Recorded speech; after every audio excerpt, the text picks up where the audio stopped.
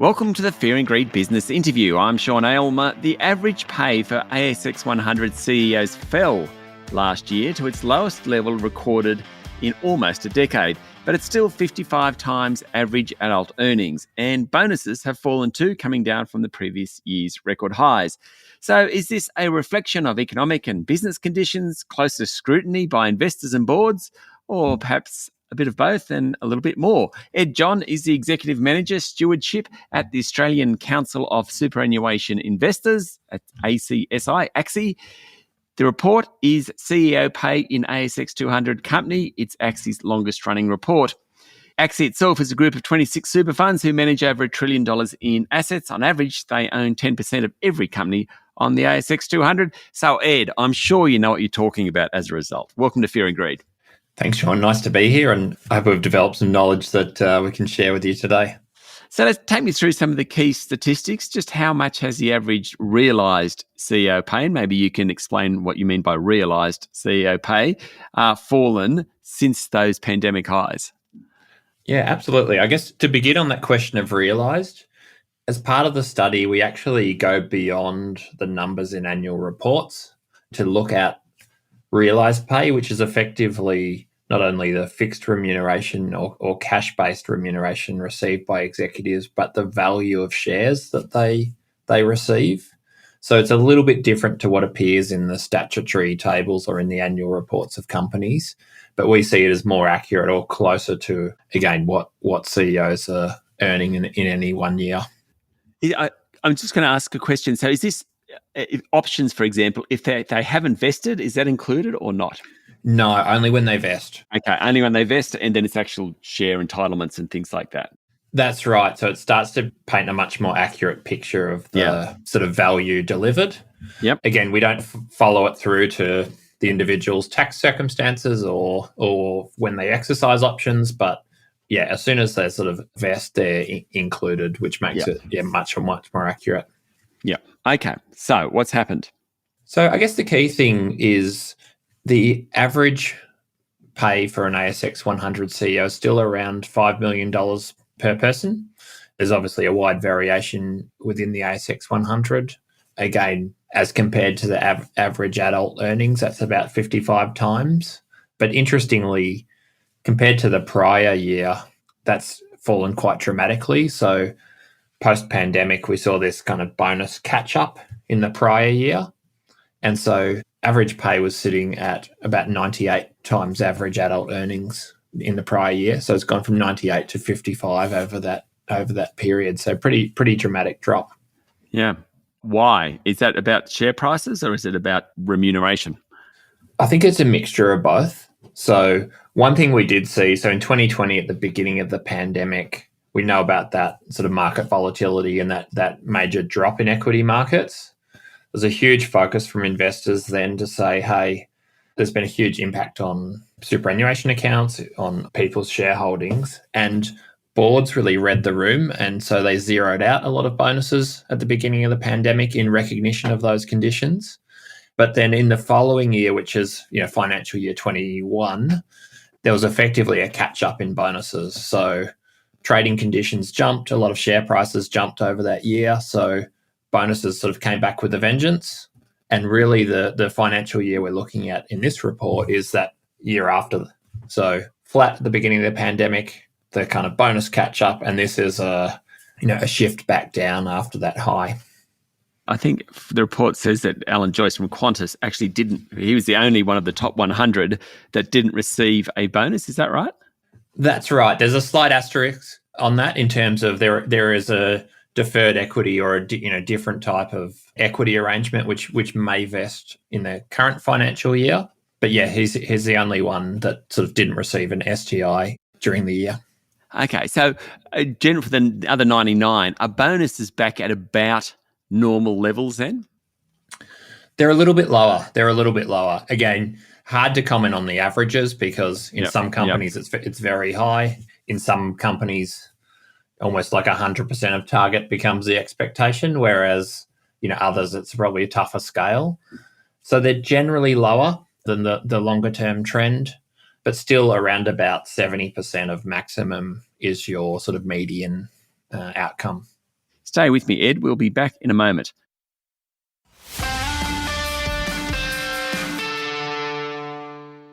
I'm speaking to Ed John, Executive Manager, Stewardship at the Australian Council of Superannuation Investors. Okay, now there are a number of companies on the list that are foreign companies still listed here. ResMed is an example, News Corp is another.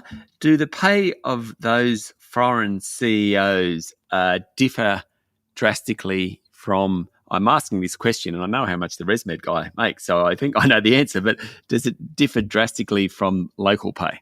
Yeah, it definitely does, Sean. So in some ways, when you look at the numbers, you think Australian investors, large and small, and Australian boards have actually probably applied more scrutiny to CEO pay over time.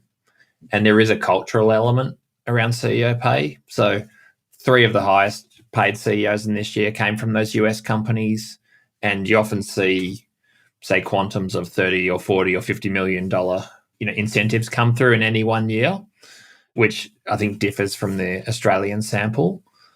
And so I think that probably says something for the Australian market in terms of scrutiny, in terms of focus. And when we also step back and look at the averages, just in this year, it was about $5 million per person higher for those foreign domiciled companies as compared to Australian CEOs. So there is that gap. Okay. Does AXI have a view on whether it's too much or not? I mean, 55 times average earnings, and at the very top of that, you can think of some of one particular banker and, I mean, a bunch of people, healthcare companies and where people make a lot of money. Does AXI take a view on that or not? Not so much, because I think it becomes a really hard question about how much is too much and, becomes in the eye of the beholder. But I think for investors, and particularly for long-term investors, it's often a question of value for money. Yeah. So do we see these large numbers where these CEOs and teams have actually delivered for their shareholders over the long term? Or is it that old case of large numbers where the performance really isn't there, or people are being paid bonuses for simply turning up? Do you get a sense that boards in Australia are realistic and pragmatic in how they're setting the remuneration based on what you just said? I think boards in general are pragmatic. Things like the 2 strikes rule, where investors have that sort of no vote and that accountability. I think the dialogue between investors and boards and that scrutiny has been an important factor over time. There will always be outliers, but I think by and large, there's been a reasonable job done, and again, a reasonable level of scrutiny around outcomes to make sure there is that accountability. So where do we go from here, Ed John, from AXI? Do you think that given, let's say, CEO pay was dampened during that financial year, I mean, dampened might not be the right word, but it's not kind of totally out of sync. Where do you think we go from here, given the share market, what's happened, given the economic circumstances? I think that is really the key question, Sean, because anytime remuneration reported, it's backward looking. So our data really looks back a year, but we'll start to see in 2 months' time when earnings season ramps up, we'll start to see performance numbers as well as CEO pay numbers for financial year 2023. And we know it's been a choppy year in markets and some really varied results. And so the key question is that variation reflected in outcomes? So particularly where performance is off or companies have been impacted, does that flow through to CEO pay numbers? That's going to be the key test for Australian companies. And AXI, given that your members, the 26 super funds, manage on average 10% of these companies, surely you're going to be very focused on ensuring that pay does match performance. Absolutely. That's something that AXI has done for a long time and is a key element of governance. Are incentives actually aligned with how companies are performing over the long term? Are these companies delivering to the kind of end members of super funds is a key focus. And I think, again, in this reporting season, there'll be particular scrutiny. Some companies will have had a bad year, but we don't want to see boards changing the goalposts in that situation. And I think it will look particularly bad in light of the broader economic conditions if we're seeing some very large numbers if performance isn't there. Ed John, thank you for talking to Fear and Greed. Thanks, John. That was Ed John, Executive Manager Stewardship at the Australian Council of Superannuation Investors. This is the Fear and Greed Business Interview. Join us every morning for the full episode of Fear and Greed, Australia's best business podcast. I'm Sean Aylmer. Enjoy your day.